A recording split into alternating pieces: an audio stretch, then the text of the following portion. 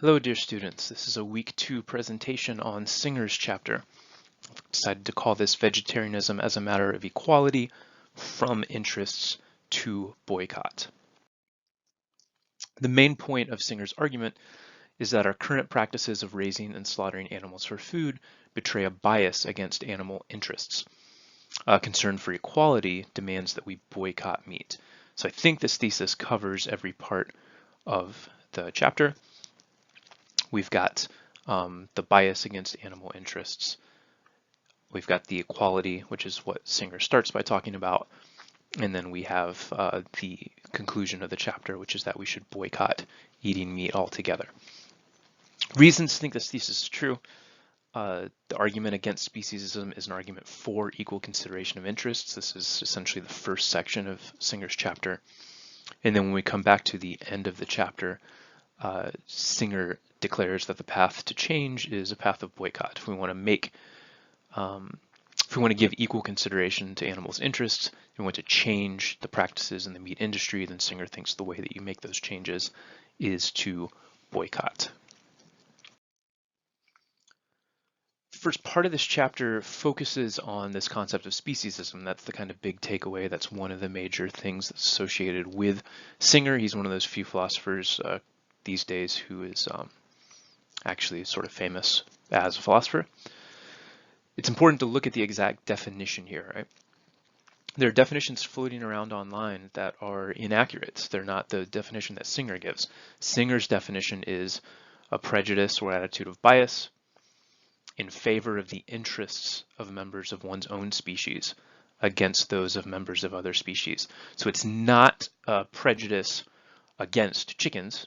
It's not a prejudice against cows. That's not what he's saying.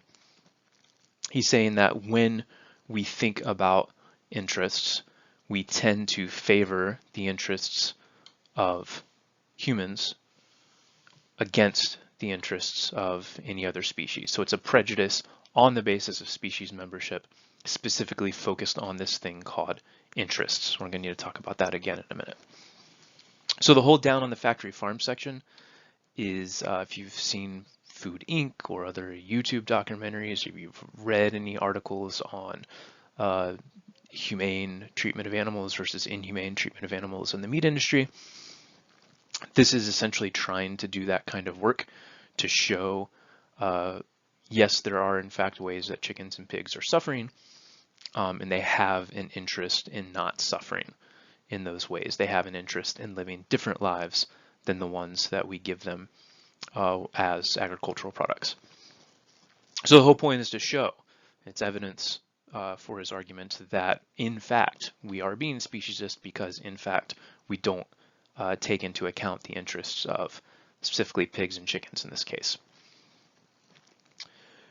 The one important note here is that Singer acknowledges that it might be possible to take into account animals' interests in a way that is equitable and still eat meat, right? So there could be something you would call humane meat, where let's say chickens are raised in such a way that they're as happy as chickens can be. As far as chickens go, they're pretty happy. They're slaughtered without suffering. If you do that, then all the interests that the chicken has are fulfilled, right? You've taken the chicken's interests into account. And, you've killed it, now you can eat it. Can't have an interest in not being eaten after it's dead. So it would be possible to fulfill human interests and chicken interests. Singer thinks that practically speaking, this doesn't really work. He thinks that if we eat meat at all, even humanely raised meat, that we're likely to still be thinking of, say, chickens as things that we eat. And the more that we think of them that way, the less likely we are to stick to our principles. And so we'll probably end up sliding into eating chickens that have been made to suffer greatly. In terms of theory, right, you'll see this word utilitarian attached to Singer's name, phrase utilitarian as well. Utilitarianism is going to come up for us a bunch in this class. It's a theory that says, in the most general sense, there's different versions of it, that the consequences of actions need to be evaluated when we're making moral evaluations, that when we do moral reasoning, That's what we're doing. We're looking at the consequences of actions, and specifically we're looking at the consequences that contribute to utility, which is just a special word for happiness. So what makes us utilitarian? Excuse me. If happiness is about pleasure and pain, that's how it's usually talked about.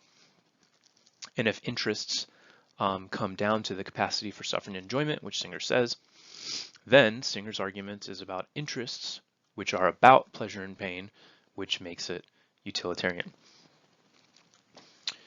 I think the easiest way to think about this is moral math. So when you, if you're a utilitarian, again, this is a very generic version.